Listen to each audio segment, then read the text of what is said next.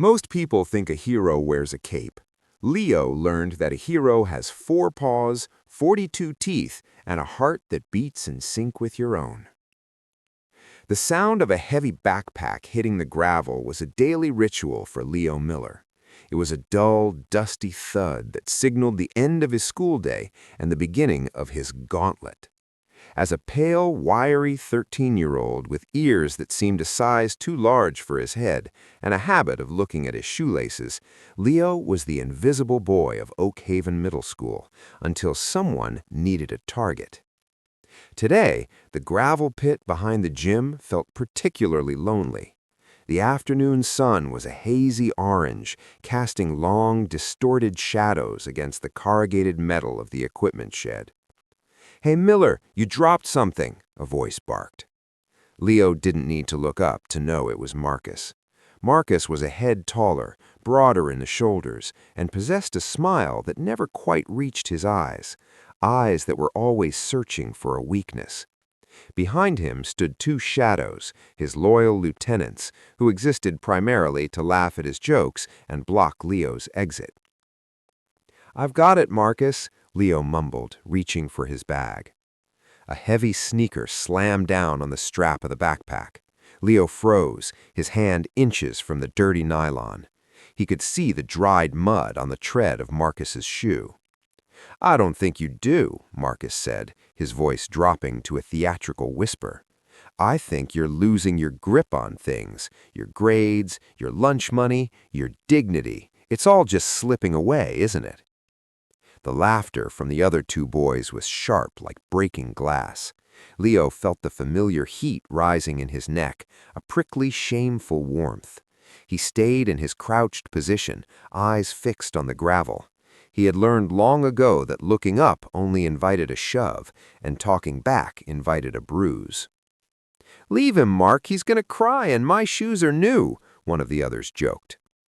Marcus stepped off the bag, but as Leo reached for it again, Marcus gave it a sudden, violent kick. The backpack skittered across the gravel and tumbled down the steep, weed-choked embankment that led toward the old industrial district, a place the students were strictly forbidden to go. "Go get it, fetch boy," Marcus sneered.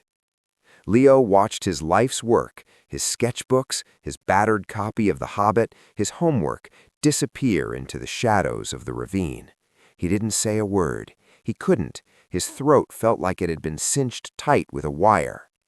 He waited until the sound of their retreating footsteps faded, replaced by the distant whistle of a freight train and the rhythmic chirping of hidden crickets.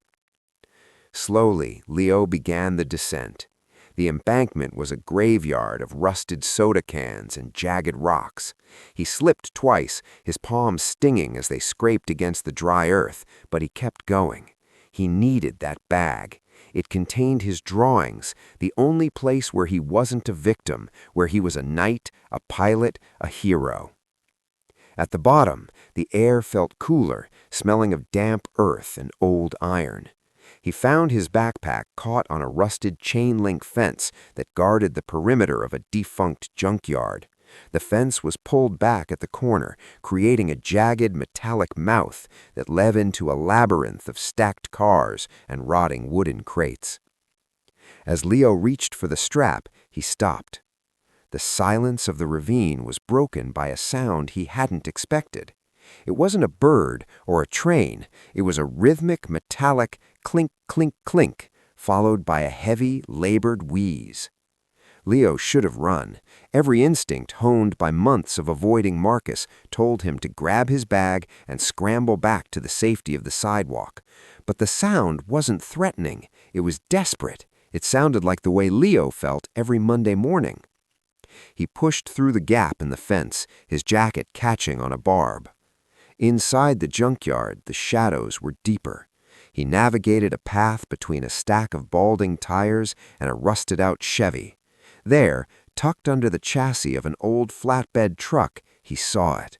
At first, it looked like a pile of discarded fur and shadow. Then a pair of amber eyes caught the fading light. It was a German shepherd. The dog was massive, or at least he would have been if his ribs weren't tracing sharp lines through his matted black and tan coat. He was pinned. A heavy coil of discarded industrial wire had snagged around his hind leg and a rusted axle, anchoring him to the spot. The more the dog had struggled, the tighter the wire had bitten into the metal of the truck and the fur of his leg.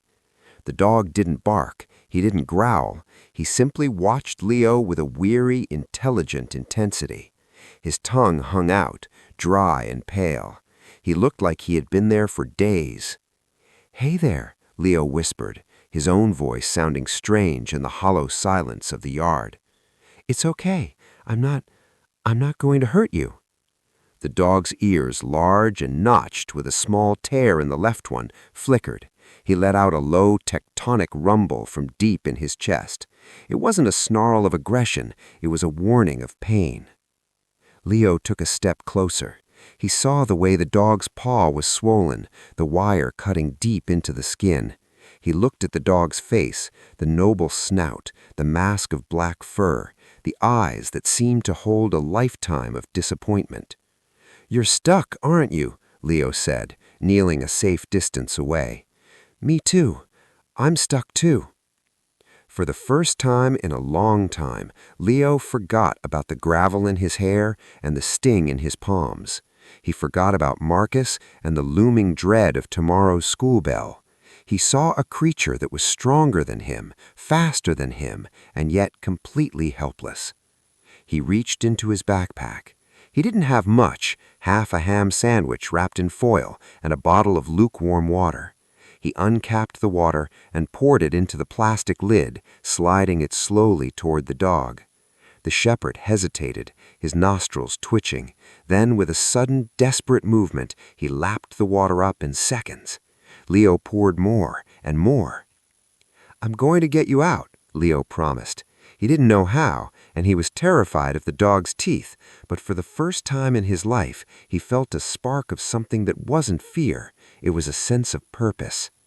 The sun dipped below the horizon, plunging the junkyard into a deep violet twilight. The ritual of the bullied kid was over. A new ritual was beginning. Today, the gravel didn't matter. Today, Leo wasn't just a victim, he was a rescuer. And in the darkness, the German shepherd's tail gave a single, weak thump against the dirt. The transition from dusk to dark in the industrial district was abrupt, like a heavy curtain being dropped over the world. Leo knelt in the dirt, the smell of grease and wet iron thick in his lungs. He knew his mother would be home soon, expecting him to be at the kitchen table with his math homework spread out like a shield. But looking into the amber eyes of the trapped German shepherd, the world outside the fence felt like a distant, flickering dream. "I have to get closer," Leo whispered to himself. His heart hammered against his ribs, a frantic, rhythmic drumming. The dog, whom Leo had already begun to think of as a him rather than an it, watched the boy's every move. When Leo shifted his weight, the dog's ears flattened slightly. Leo knew the statistics. German shepherds had a bite force that could snap bone. If this dog was scared or defensive, Leo's hand wouldn't stand a chance. But there was a strange, silent communication happening in the space between them. The dog wasn't showing teeth, he was showing exhaustion. Leo reached into his bag and pulled out a pair of blunt-nosed crafting scissors he used for his art projects. They were woefully inadequate for industrial wire, but they were the only tool he had. Okay, boy. Stay. Please stay." Leo crawled forward on his stomach, mimicking the submissive posture he'd seen in nature documentaries. He got close enough to smell the dog, a scent of rain, old fur, and the metallic tang of blood. The dog's breath was hot and huffing.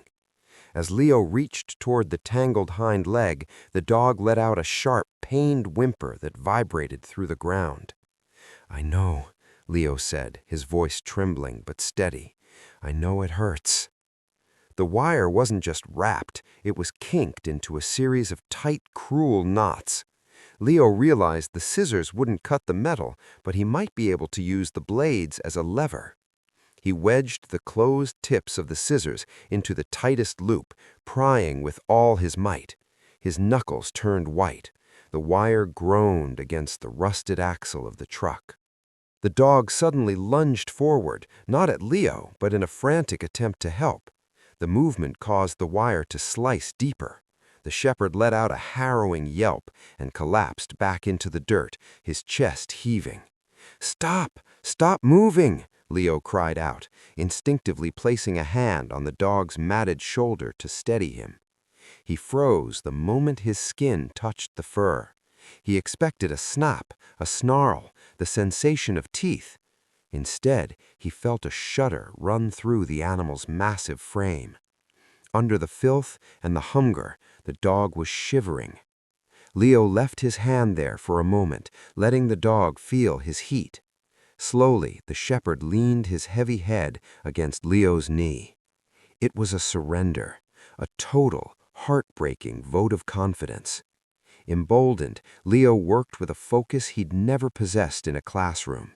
He used a heavy rock to bash at the rusted link of the fence where the wire originated, weakening the metal until it snapped.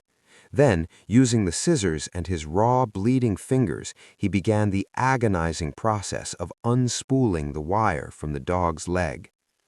Each turn of the wire brought a fresh flinch from the dog, but the shepherd remained still, his head resting on Leo's leg like a lead weight. When the last coil finally fell away, the leg dropped limply to the ground. It was raw and swollen, but it wasn't broken.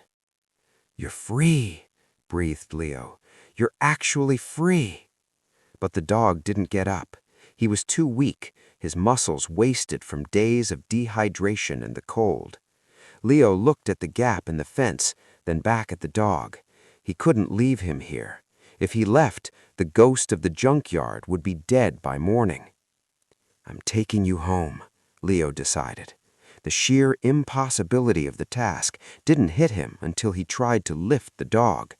The shepherd was heavy, probably 80 pounds of bone and fur, even in his diminished state. Leo took his hoodie off, a faded blue sweatshirt that was 3 sizes too big. He laid it out like a stretcher. With a grunt of effort that made his vision swim, he managed to slide the dog's torso onto the fabric. Then, grabbing the sleeves, he began to pull. The journey out of the ravine was a blur of agony. Leo dragged the dog inch by inch, his sneakers slipping on the loose shale of the embankment. His muscles screamed, and his breath came in ragged, burning gasps. Several times he had to stop, leaning his head against a cold rock, certain he couldn't go another foot.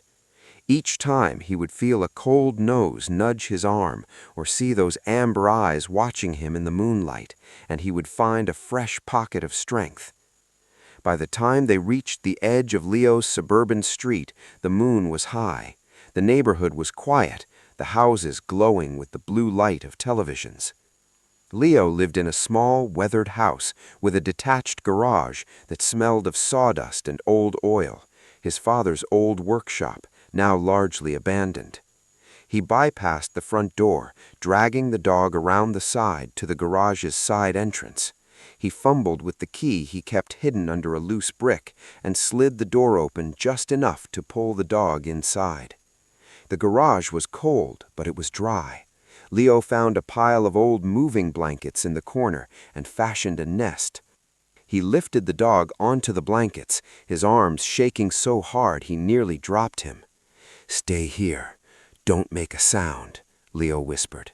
He ran into the house, his heart leaping into his throat when he saw his mother's coat on the rack. She was in the kitchen, the sound of a frying pan sizzling. "Leo, is that you?" she called out. "You're late, honey. I was starting to worry." "I was at the library," Leo shouted back, his voice cracking. "I'm just going to wash up. I'm really tired, Mom. Can I eat in my room?" "The library? On a Friday?" She appeared in the doorway, wiping her hands on a towel. She looked at him, dirty, sweat-stained, and shivering in his undershirt. "Leo, what happened to your hoodie and your hands?" "I fell," Leo said quickly, hiding his scraped knuckles behind his back. "Down the ravine. I'm okay, really. I just want to sleep." His mother sighed, a sigh of deep maternal exhaustion. She worked 2 jobs and didn't have the energy to cross-examine him tonight. "Okay, wash those scrapes. I'll put a plate aside for you."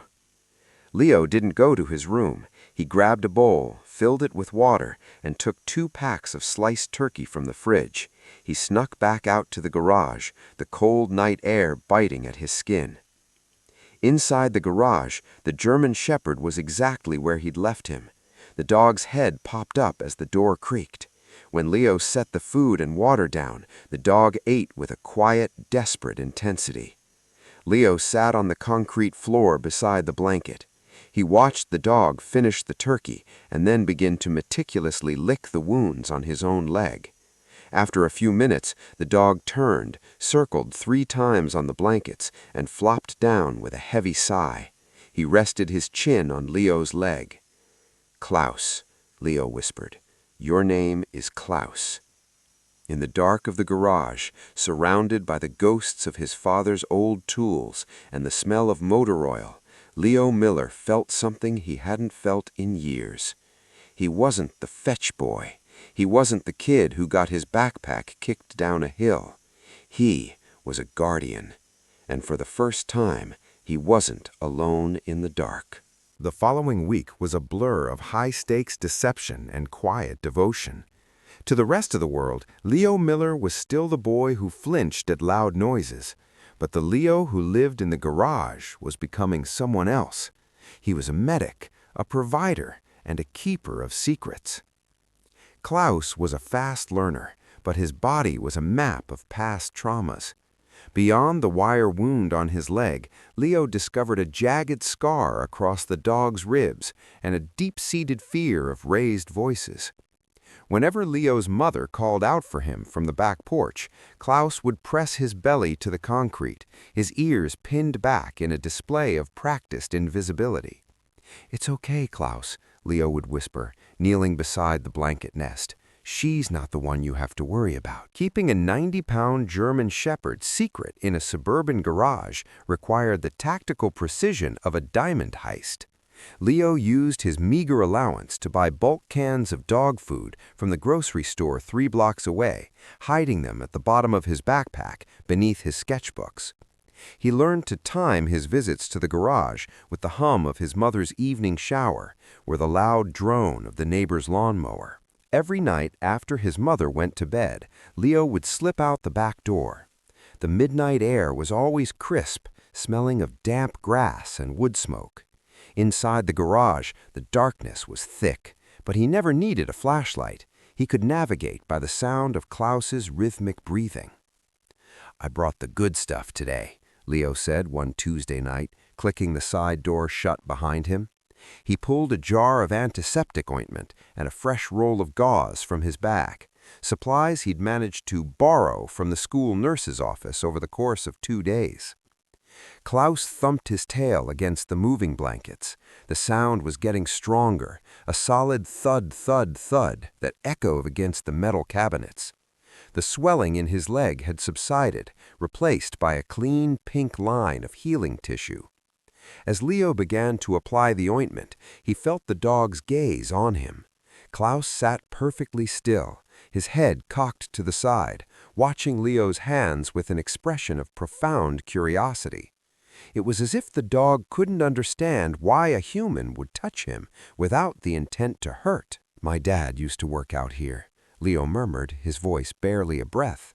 He didn't usually talk about his father, but the silence of the garage made the words feel safe. "He had all these tools. He could fix anything. He told me once that the most important part of any machine isn't the engine, it's the frame. If the frame is strong, the rest can be replaced." Leo looked at Klaus's broad chest and the way his ears were starting to stand tall again. "I think you've got a good frame, Klaus." The dog responded by gently taking Leo's wrist in his mouth. He didn't bite, he simply held it, a soft, warm pressure that made Leo's heart swell. It was a gesture of absolute trust. In that moment, the bruises on Leo's own arms from being shoved into lockers felt insignificant. He was the most important person in the world to this animal. However, the secret was beginning to fray at the edges. The first close call came on Wednesday. Leo was in the middle of a training session, trying to get Klaus to sit using pieces of the ham sandwich he'd saved from lunch. Klaus was incredibly food-motivated, his eyes laser-locked on the meat. "Klaus, sit," Leo commanded, keeping his voice low but firm. The dog obeyed instantly, his haunches hitting the floor and his eyes bright. "Good boy," Leo whispered, tossing the treat. Suddenly, the side door of the garage groaned. Leo's blood turned to ice. He scrambled to his feet, shielding Klaus with his body as the door swung open. It was his mother, holding a basket of laundry. "Leo, what are you doing out here in the dark?" she asked, squinting into the gloom. I was looking for my old soccer cleats," Leo blurted. He could feel Klaus's hot breath against the back of his calves. The dog had gone perfectly still, a shadow among shadows. "In the garage? Honey, those are in the attic," she said, stepping further inside. "And what's that smell? It smells like wet wool?" "I spilled some old cleaning fluid," Leo lied, his brain racing. "I was trying to wipe it up. I'll be inside in a minute, Mom, I promise." She lingered for a second, her eyes scanning the stacks of boxes.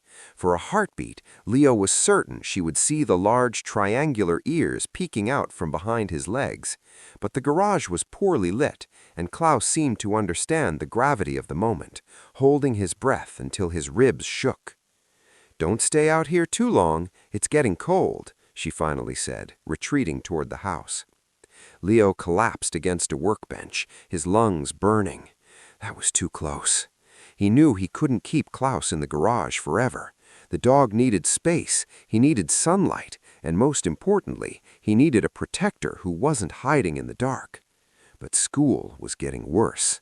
Marcus had noticed Leo's sudden change in demeanor, the way he didn't look at the floor as much, the way he seemed distracted rather than terrified. To a bully, a victim who isn't paying attention is a challenge. On Thursday, Marcus had cornered Leo in the cafeteria and poured a carton of chocolate milk into his open backpack. "You're acting weird, Miller. You think you're better than us now?" Marcus sneered. Leo cleaned his bag in silence, but inside, he was thinking of Klaus. He was thinking of the way the dog's muscles rippled under his skin and the weight of that heavy head on his foot.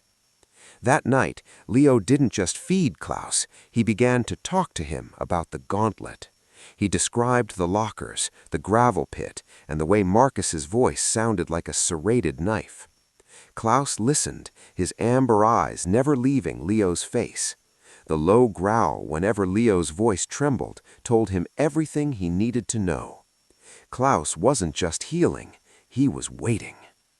On Friday morning, exactly 1 week after the rescue, Leo made a decision. He couldn't leave Klaus in the garage while he went to school. The dog was restless, pacing the small square of concrete and whining at the door. He was ready. "Today's the day," he whispered as he prepared to leave for the bus. He cracked the garage's back window just enough for fresh air, but kept the door locked tight. "Just stay quiet for a few more hours. When I get home, we're going for a walk, a real one." He didn't realize that Marcus and his friends were planning a walk of their own. They had followed Leo the day before, watching from a distance as he disappeared into the garage. They didn't know about the dog, but they knew Leo was hiding something in there, and Marcus didn't like secrets he couldn't control. As Leo sat in his final period math class, watching the clock tick toward 3 p.m., a cold dread began to settle in his stomach. He didn't know why, but he felt an invisible tether pulling at him, a sense of urgency that made his hands shake. He didn't know that 3 blocks away, Marcus was standing in front of the Miller garage with a heavy crowbar in his hand.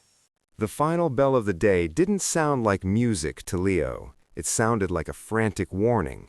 Usually, he lingered in the hallways, waiting for the crowd to thin so he could slip away unnoticed. Today, he bolted.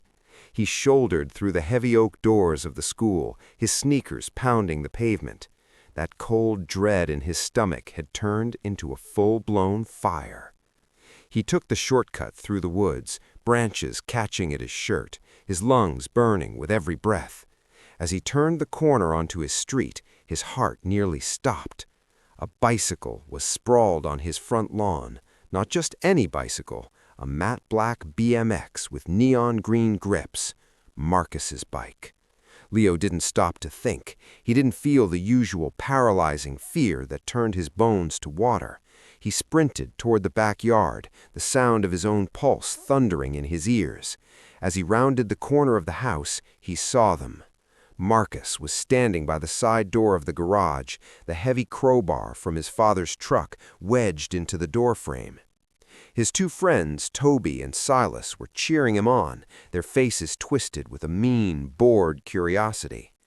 "Bet he's got a stash of stolen comics in there," Toby laughed. "Or maybe he's just hiding because he's a freak." "Hey!" Leo screamed.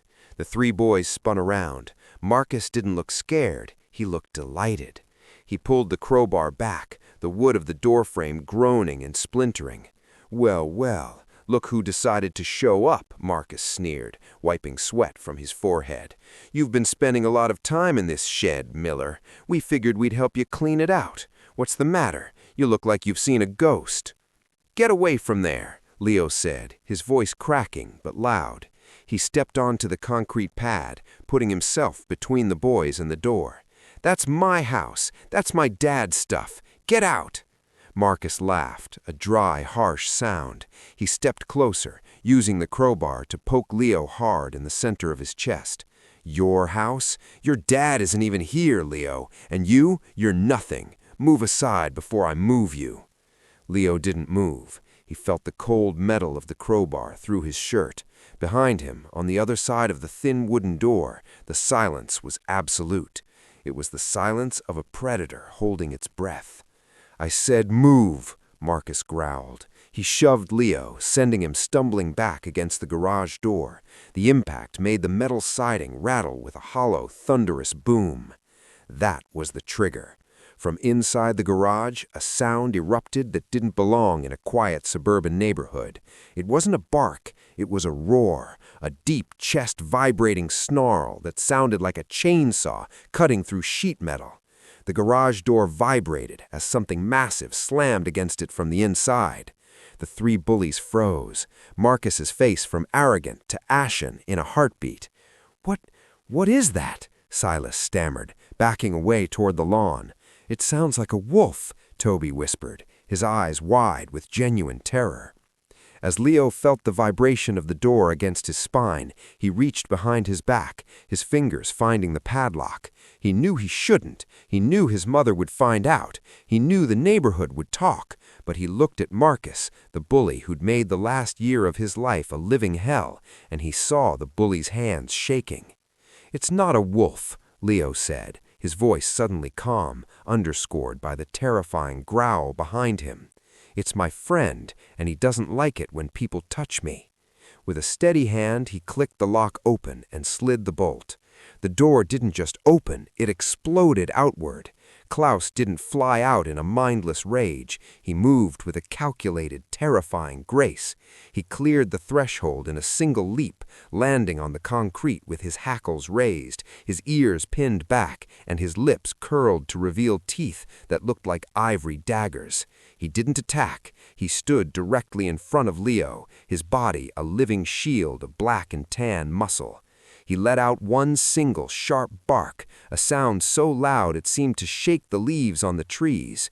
"God, it's a shepherd!" Marcus yelled, dropping the crowbar. The heavy metal tool clattered onto the concrete, inches from Klaus's paws.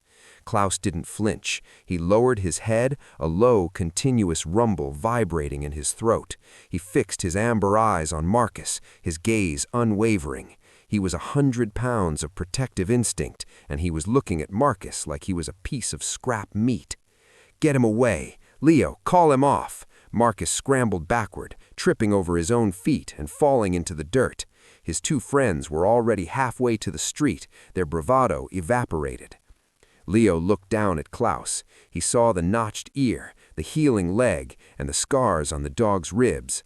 Then he looked at Marcus, who now was cowering on the ground, holding his hands up to shield his face. For the first time in his life, Leo felt the weight of power.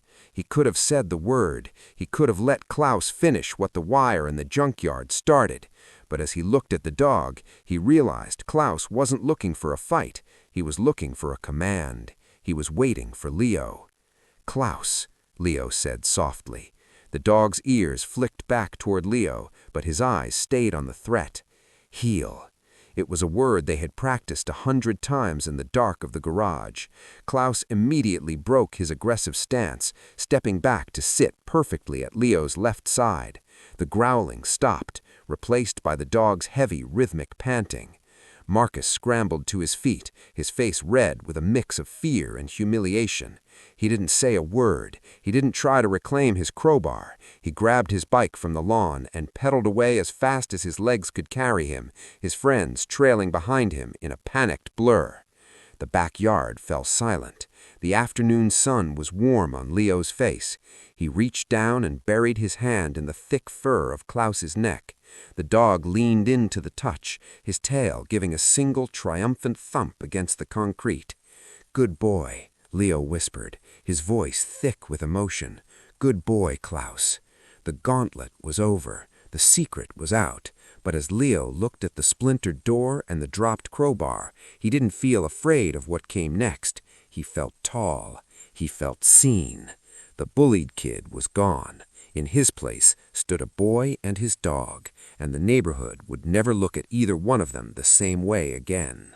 The aftermath of the garage confrontation felt like the ringing in one's ears after a sudden explosion. By Saturday morning, the story had morphed.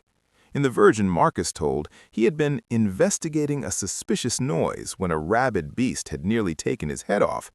In the version the neighborhood kids whispered, Leo Miller had secretly raised a wolf in his garage to do his bidding.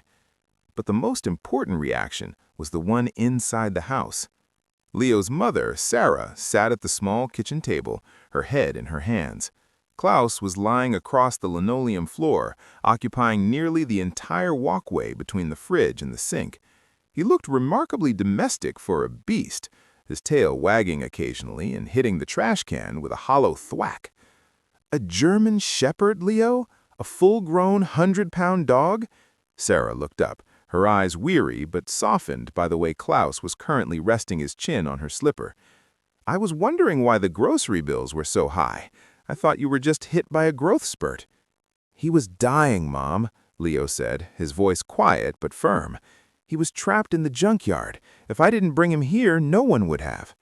Sarah sighed, reaching down to tentatively stroke the dog's velvet soft ears. Klaus let out a long, contented sigh, closing his eyes. "He's well behaved, I'll give you that. And the neighbors, well, Mrs. Gable told me she saw Marcus sprinting down the street like his pants were on fire. She actually thanked me. Apparently those boys have been terrorizing her cat for months." The deal was struck. Klaus could stay, provided Leo took full responsibility for his exercise, training, and making sure he doesn't actually eat anyone.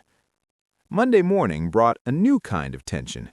As Leo walked toward the school gates, he wasn't alone. Per the new rule, he had to walk Klaus before and after school. The sight of the invisible boy marching down the sidewalk with a massive, regal German shepherd at his side was enough to bring the morning traffic of parents and students to a metaphorical standstill. Klaus wore a sturdy leather collar Leo had bought with his saved birthday money. The dog walked with a military precision, his head level with Leo's hip, his eyes scanning the environment with a protective flick of the ears. "Look at that thing," a sixth grader whispered, stepping off the sidewalk to give them a wide berth. "Is it true he bit Marcus's bike in half?" another asked. Leo kept his head up. He didn't look at his shoelaces once. He felt the leash in his hand, a physical link to a creature that didn't judge him, didn't grade him, and didn't care about his social standing.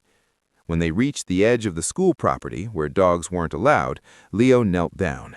The usual crowd of onlookers gathered at a distance, including Silas and Toby. Marcus was conspicuously absent, reportedly sick at home. "Stay, Klaus," Leo commanded. The dog sat instantly, his posture like a statue carved from granite. "I'll be back in 4 hours for lunch. Watch the house," Leo whispered. He tucked a small photo of himself into the dog's collar, a trick he'd read about to help dogs with separation, and turned to head into the building. The atmosphere inside the school had shifted. The hallways, usually a minefield of potential humiliations, had become a corridor of curiosity. For the first time, people were talking to Leo instead of at him. "Hey, Leo," a girl from his art class, Maya, said as he reached his locker. She was someone he had admired from afar but never dared speak to. "That dog, he's amazing. Is he a rescue?" "Yeah, his name is Klaus. He's had a tough time, but he's the best friend I've ever had." "He looks like he'd take a bullet for you," she said, leaning against the locker next to his. "I think he already did," Leo replied, thinking of the wire and the garage door. But it wasn't all smiles and new friends. As the day progressed, Leo noticed the Marcus vacuum. With the alpha bully gone, a strange power struggle was beginning. Silas and Toby were trying to maintain their status, but without Marcus's charisma and size, they looked small. They spent the afternoon casting dark looks at Leo from across the cafeteria, whispering in corners. During the final period, a note was slipped onto Leo's desk. It wasn't the usual crude drawing or insult. "The dog can't go everywhere with you, Miller. See you at the construction site after school. Bring the dog if you're a coward. Come alone if you're a man." It wasn't Marcus's handwriting. It was Silas, the one who always felt he was in Marcus's shadow, now trying to prove he was just as tough. Leo crumpled the note in his fist. A week ago, this would have sent him to the nurse's office with a simulated stomachache, but as he looked out the classroom window and saw the distant silhouette of the neighborhood trees, he thought of Klaus waiting for him at the gate. He realized the beast hadn't just changed the way people saw him, it had changed the way he saw the world. The whispers in the hallway didn't sound like threats anymore. They sounded like wind through the trees. Leo didn't go to the construction site. He didn't need to prove his manhood to a bully. Instead, when the bell rang, he walked straight to the gate where Klaus was waiting, his tail thumping the ground in a rhythmic greeting. He realized the true power wasn't in the dog's teeth. It was in the dog's ability to make the bullies irrelevant. The transition from the kid with the dog to the boy who leads didn't happen overnight. It happened in the quiet, golden hours of the late afternoon in the local park, far from the prying eyes of the school hallways. Leo had realized that while Klaus's protective instinct was natural, their partnership needed more than just raw emotion. He spent hours at the public library, poring over old manuals on canine psychology and Schutzhund training.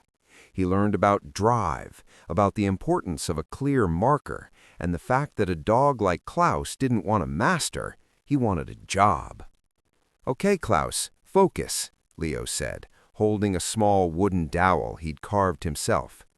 They were in a secluded corner of the park. The air smelled of mown grass in the coming autumn.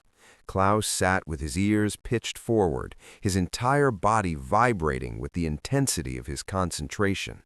He wasn't looking at the dowel, he was looking at Leo's eyes, waiting for the slightest change in expression. "Heel," Leo commanded, stepping off with his left foot. Klaus moved as if tethered to Leo's hip by an invisible rod. When Leo slowed down, Klaus slowed. When Leo pivoted on his heel, Klaus tucked his hindquarters in a tight, fluid circle. It was a dance of mutual respect. "The secret isn't the leash, Leo," a voice called out from the path. Leo looked up to see Mr. Henderson, a retired police officer who lived 3 houses down. He was a man of few words, usually seen polishing his vintage truck or trimming his hedges with surgical precision.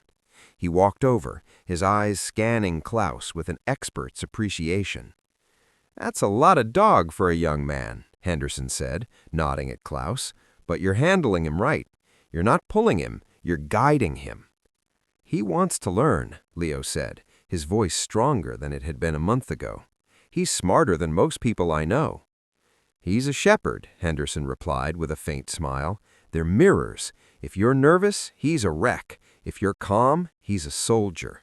You keep standing like that, shoulders back, chin up, and he'll follow you into a fire."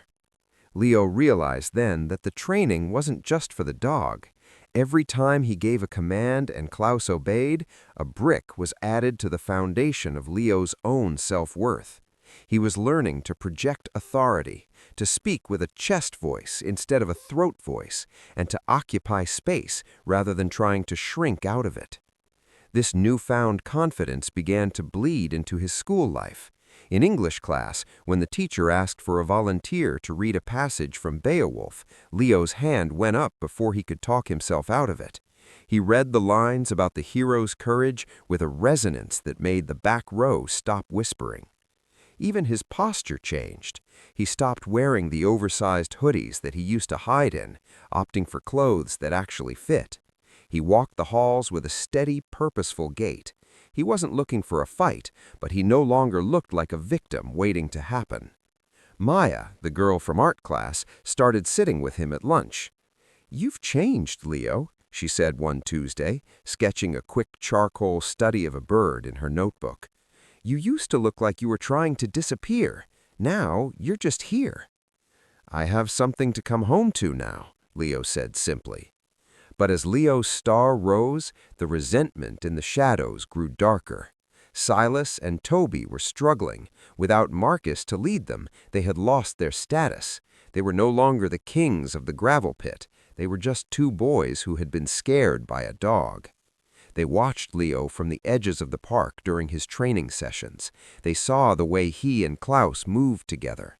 They saw the way Mr. Henderson offered him tips. To them, Leo hadn't earned his strength. He had cheated by finding a weapon.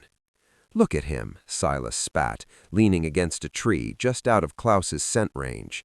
"Thinks he's a big man because he's got a mutt. Take away the dog and he's still just Miller." "Marcus is back tomorrow," Toby whispered, looking over his shoulder.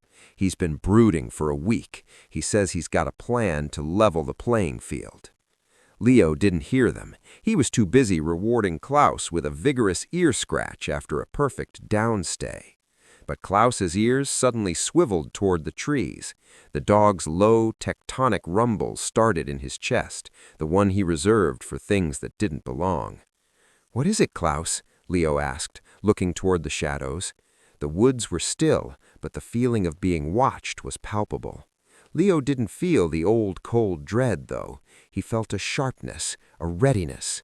He reached down and clipped the leash onto Klaus's collar. "Let's go home, buddy. We've done enough for today." As they walked out of the park, Leo noticed a smudge of neon green paint on a trash can, the same color as Marcus's bike grips. It was a marking, a sign that the sick boy was recovering, and that the peace of the last week was merely the eye of a storm. Leo knew a confrontation was coming. He knew Marcus wouldn't let the humiliation of the garage stand. But as he felt the steady, powerful pull of Klaus on the leash, Leo realized he wasn't just waiting for the storm. He was ready to walk through it. Monday morning arrived with a sky the color of a bruised plum. The air was heavy with the scent of ozone and impending rain, matching the atmosphere at Oakhaven Middle School. When Leo reached the gate to drop Klaus off, he felt a prickle at the back of his neck. Marcus was back. He didn't see him at first, but he felt the shift in the school's weather. The hallways were quieter, the whispers sharper. When Leo walked to his locker, he found it had been smeared with a foul-smelling grease. He didn't flinch. He simply pulled a rag from his bag, wiped it clean, and headed to class. The first real encounter happened during the afternoon break. Leo was heading toward the library when a hand slammed against the wall beside his head. Marcus looked different. He had lost weight. His eyes were sunken, and his jaw was set in a permanent snarl. He didn't look like a bully anymore. He looked like a person who had spent a week feeding on his own anger. "You think you're a hero now, Miller?" Marcus hissed, his face inches from Leo's. "Because you found a stray? You think that dog makes you untouchable?" Leo didn't look down. He looked directly into Marcus's eyes. "He's not a weapon, Marcus. He's a dog. And I don't think I'm a hero. I just think I'm done being your punching bag." Marcus laughed, but it was a hollow, desperate sound.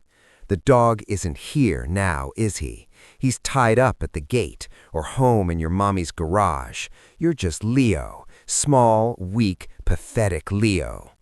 "I'm not afraid of you," Leo said. It was the truth, and that truth seemed to infuriate Marcus more than any insult could. "We'll see," Marcus whispered. "We'll see how brave you are when things start disappearing." The rest of the day was a slow-motion nightmare.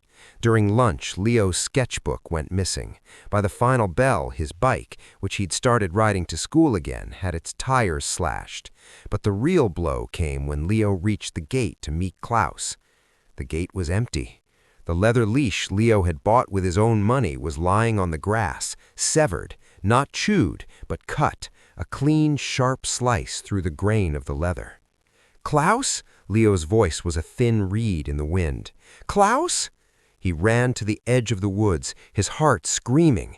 He whistled the special three-note call they had practiced, the one that meant, "Come now, no matter what." There was no response. Only the rustle of the wind through the dying leaves and the distant, mocking sound of a BMX bike's freewheel clicking in the distance. Panic, the old familiar monster, tried to claw its way back into Leo's throat. His vision blurred. Without Klaus, the world suddenly felt massive and predatory again. But then he remembered Mr. Henderson's voice. "If you're nervous, he's a wreck. If you're calm, he's a soldier." Leo closed his eyes and forced a long, slow breath into his lungs. He didn't sink to the ground. He stood up. He thought like Klaus. If someone had taken him, where would they go? Somewhere private, somewhere they could hurt him or use him to bait Leo. The construction site. The new housing development on the edge of town had been halted months ago. It was a skeletal wasteland of half-finished frames, deep foundation pits and stacks of lumber, the perfect place for a trap. Leo didn't call the police. He didn't call his mom. He knew that if Klaus was in danger, every second mattered. He started to run. The rain began to fall as he reached the perimeter of the site, a cold, stinging drizzle that turned the red clay soil into a slick, treacherous soup. The skeletons of the houses looked like giant rib cages against the darkening sky. "Klaus!" Leo shouted, his voice echoing off the plywood walls. "Over here, Miller!" The voice came from the center of the site, near the main house, a structure that had been framed but had no floorboards on the second level, only open joists. Leo rounded the corner and saw Marcus standing on a pile of gravel, holding a heavy nylon rope.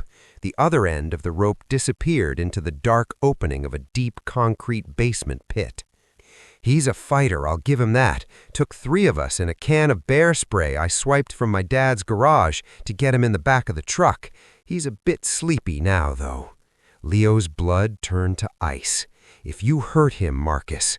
"Or what? You'll tell on me? Look around, Leo. No one's here. Just us." Marcus jerked the rope, and a muffled, pained whine drifted up from the pit. "I just wanted to see if you'd actually come, to see if the little mouse would walk into the trap for his cat." Leo didn't hesitate. He charged. He didn't have a plan. He didn't have a dog to protect him. He just had a year's worth of repressed fury and a love for a creature that had taught him how to breathe again. Marcus wasn't expecting the speed. Leo slammed into him, and the 2 boys tumbled off the gravel pile and into the mud. They rolled, a chaotic mess of limbs and wet fabric.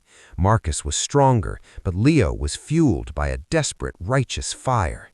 "You stupid kid," Marcus grunted, pinning Leo's arms down.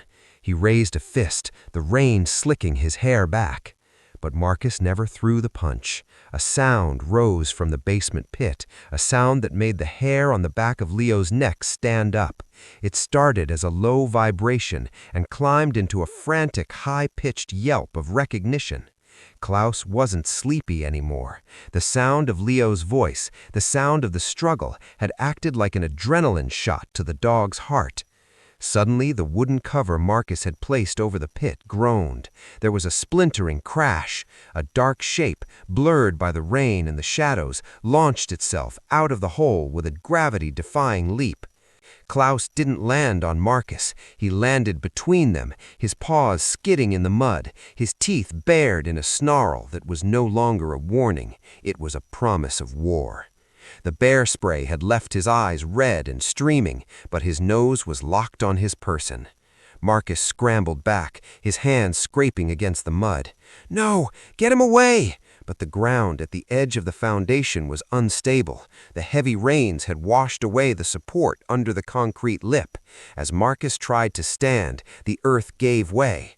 "Leo!" Marcus screamed as he slid backwards, his body disappearing into the dark, jagged maw of the foundation pit, followed by a sickening thud and a sharp, bone-chilling crack. Silence followed, broken only by the steady drum of rain on the plywood walls. Klaus stood at the edge, his hackles still raised, looking down into the dark. Then he looked back at Leo. The aggression vanished, replaced by a frantic, whining concern. He licked the mud from Leo's face, his tail tucked low. Leo stood up, shaking. He looked at the pit. He looked at his dog. The save wasn't over. It had just become a lot more complicated. The sound that came from the pit wasn't a shout or a threat. It was a thin, wet wheeze. The bravado of Marcus, the boy who had spent years acting as the architect of Leo's misery, had been swallowed by the dark. Leo scrambled to the edge of the foundation, his fingers digging into the cold, sliding mud. Klaus was already there, his front paws braced against a steady piece of concrete, his ears swiveling to catch the sound of the boy below.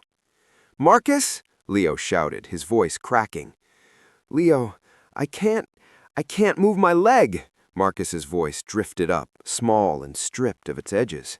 "It's stuck under the wood. Everything hurts." Leo looked down. In the gloom of the basement, he could see the silhouette of Marcus pinned under a heavy, cross-braced section of the framing that had collapsed with him. The pit was filling with rainwater, a dark pool already swirling around Marcus's waist. If the rain didn't stop, or if the rest of the loose earth gave way, Marcus wouldn't just be injured, he'd be buried. "I'm calling for help!" Leo reached for his pocket, but his heart sank. His phone had been crushed during the scuffle on the gravel pile. The screen was a spiderweb of dead pixels. He looked at the construction site entrance, a quarter-mile of mud and shadow. He looked at Marcus, who was beginning to hyperventilate. "Don't leave me!" Marcus shrieked, the sound of a terrified child finally breaking through the mask of a bully. "Leo, please!" Leo looked at Klaus. The dog's eyes were still red-rimmed from the bear spray, his breath coming in ragged huffs.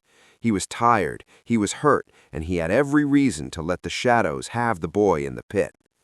"Klaus," Leo whispered, his hand trembling as it touched the dog's wet neck, "we have to go down there." There was no ladder. The only way in was a narrow, slanted wooden ramp used by the workers to wheel barrows of cement. It was slick with rain and vibrated with every gust of wind. "Klaus, stay here. If the ramp falls, you have to go get Mr. Henderson. Understand? Go get help if I don't come back up." Klaus let out a low, disapproving whine. He didn't want to stay. He paced the edge of the foundation, his claws clicking against the concrete. But as Leo stepped onto the treacherous ramp, the dog sat. He became a silent sentinel, his eyes locked on Leo as the boy descended into the dark. The basement smelled of wet cedar and stale fear. Leo reached the bottom, his sneakers submerged in 4 inches of freezing water. He waded over to Marcus. The older boy was leaning against a concrete pillar, his face ghostly white. A massive 4x4 beam was wedged across his thigh, pinned by the weight of several fallen plywood sheets. "You came down," Marcus whispered, shivering violently. "Shut up, Marcus," Leo said, not of malice, but of a need for focus. Leo grabbed the end of the beam. He pulled. It didn't budge. He tried to clear the plywood, but the wet wood was like lead. The water was rising. Every minute the pool grew deeper, fueled by the torrents pouring off the unfinished roof above. "It's too heavy," Leo gasped, his muscles burning. Suddenly, a shadow blocked the light from above. Klaus hadn't stayed. He hadn't left for help either. He had found another way. The dog had descended the ramp with the silent agility of a predator, and now he stood in the water beside Leo. "Klaus, I told you to stay!" But Klaus didn't look at Leo. He looked at the beam. He smelled the distress, the blood, and the rising water. He moved to the other side of the timber, his powerful shoulders bunching under his wet fur. He wedged his snout under the edge of the beam and began to push. "Wait," Leo realized. "Together, on 3. Leo grabbed the center of the beam. Klaus braced his chest against the end. 1, 2, 3. Leo screamed with the effort, his vision swimming. Beside him, Klaus let out a guttural primal sound, a growl of pure exertion. The beam groaned. The mud beneath it sighed as the vacuum seal broke. Slowly, agonizingly, the wood shifted upward just a few inches. "Move, Marcus! Pull your leg out!" Leo yelled. With a cry of pain, Marcus dragged himself backward, his mangled jeans tearing against the concrete. The second he was clear, Leo and Klaus let go. The beam slammed back into the water with a thunderous splash. Marcus lay in the water, gasping. He looked up at the dog, the beast he had tried to kidnap and hurt. Klaus stood over him, but he wasn't snarling. He was sniffing Marcus's hair, his tail giving a short, uncertain wag. He helped," Marcus choked out. "He's a better person than you are," Leo said, wiping the rain from his eyes. "Now get up. We have to get you to the ramp before the bank collapses." The climb out was a slow, agonizing process. Leo acted as Marcus's crutch, while Klaus acted as the scout, moving ahead to test the stability of the ramp. When Marcus slipped, Klaus would catch the boy's sleeve in his teeth, anchoring him until Leo could get a better grip. When they finally crested the top of the pit and collapsed onto the gravel, the flashing lights of a police cruiser appeared at the gates of the site. Leo's mother and Mr. Henderson had found the bike and the cut leash. They knew exactly where Leo would go. As the paramedics rushed towards them, Marcus gripped Leo's arm. "Leo," he rasped, his voice barely audible over the sirens. Don't tell them I took him. Just say I fell and you found me." Leo looked at his dog. Klaus was sitting by the ambulance, letting a paramedic check his eyes, his noble head held high. He looked at Marcus, broken, terrified, and finally, truly small. "I won't lie for you, Marcus," Leo said firmly, "but I won't hunt you either. From now on, you don't exist to me, and you definitely don't exist to Klaus." As they loaded Marcus into the ambulance, the bully looked at the German shepherd one last time. There was no more hate in his eyes. There was only the haunting realization that he had been saved by the very thing he had tried to destroy. The Monday following the storm was unlike any Leo had ever experienced. The rain had washed away the summer's dust, leaving the air crisp and clear. As Leo walked toward the school, the weight on his shoulders, the invisible backpack of fear he'd carried for years, was gone. Beside him, Klaus walked with a slight limp, a reminder of the basement pit, but his head was high. His eyes were clear again, the redness from the spray faded to their natural deep amber. He didn't just walk, he marched, his tail swaying in a slow, rhythmic arc of contentment. When they reached the school gates, the usual crowd was there, but the silence that fell over the courtyard wasn't the silence of a predator watching prey. It was the silence of respect. News had traveled fast. The story of the accident at the construction site had been picked up by the local paper. The headline read, "Local boy and rescue dog save pier from construction site collapse." While Leo had kept his word and hadn't gone into the details of the kidnapping, the truth has a way of leaking through the cracks. Everyone knew Marcus had been at the site when he shouldn't have been, and everyone knew who had pulled him out. "Leo," Maya ran up to him, her eyes wide. She looked at Klaus and then at Leo, reaching out to gently touch the dog's head. Klaus leaned into her palm, a soft woof escaping his chest. "Everyone's talking about it. Is it true? Did you really lift a whole building off of him?" Leo smiled, a real, genuine smile that reached his eyes. "Not the whole building, just enough." "You're a legend, Miller," a boy from the varsity soccer team said as he passed by. As Leo reached the door, he saw Silas and Toby standing by the lockers. They looked lost.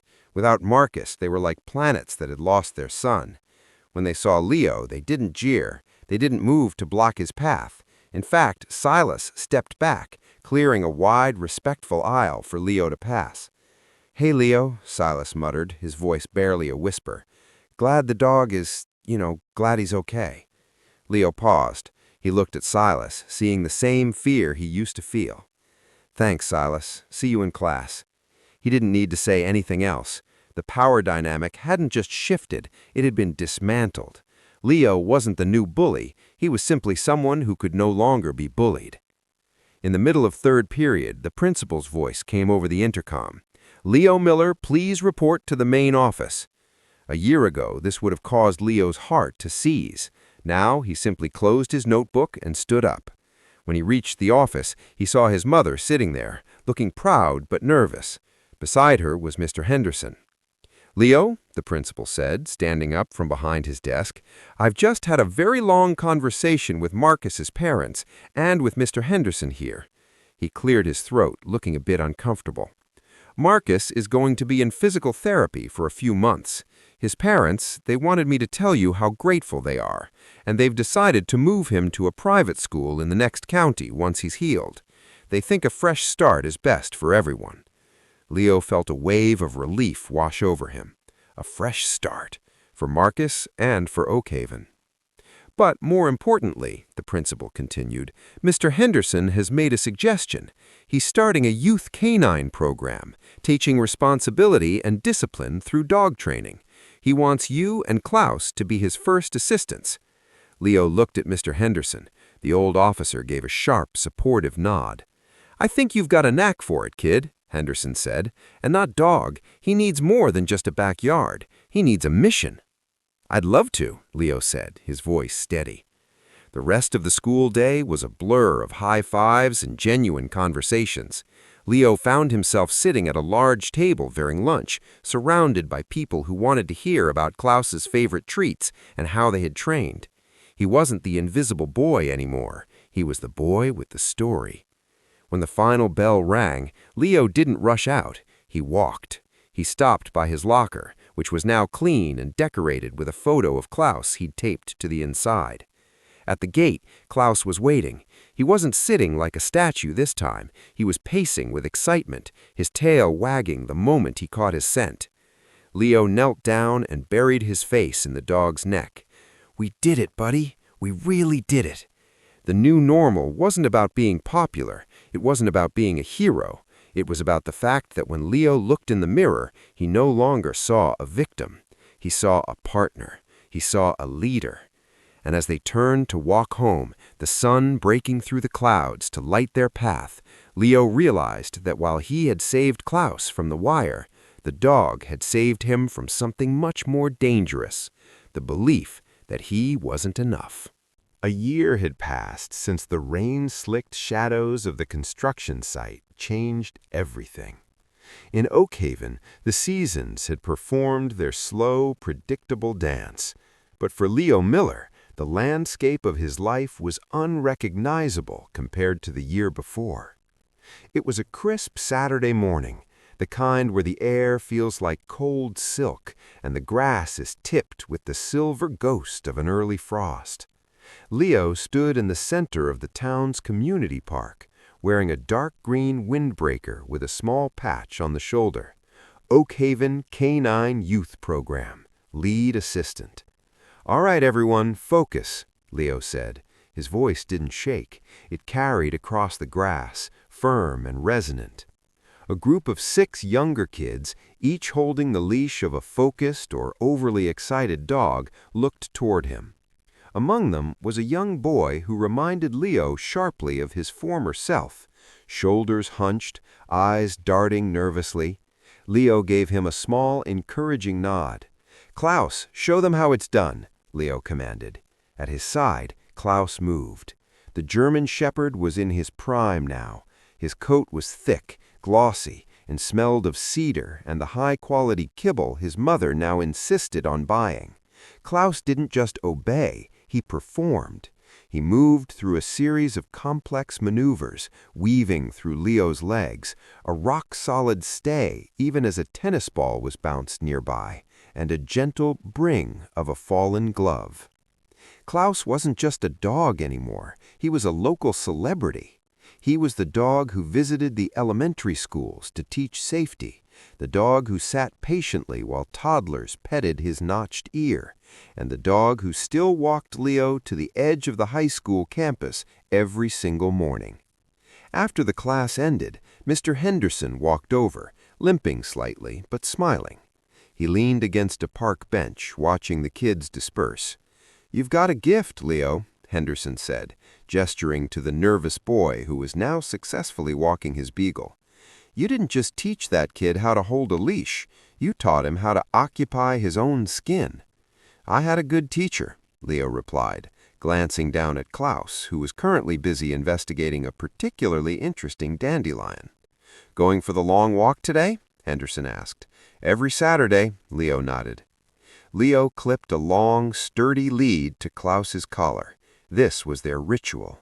They left the manicured grass of the park and headed toward the outskirts of town.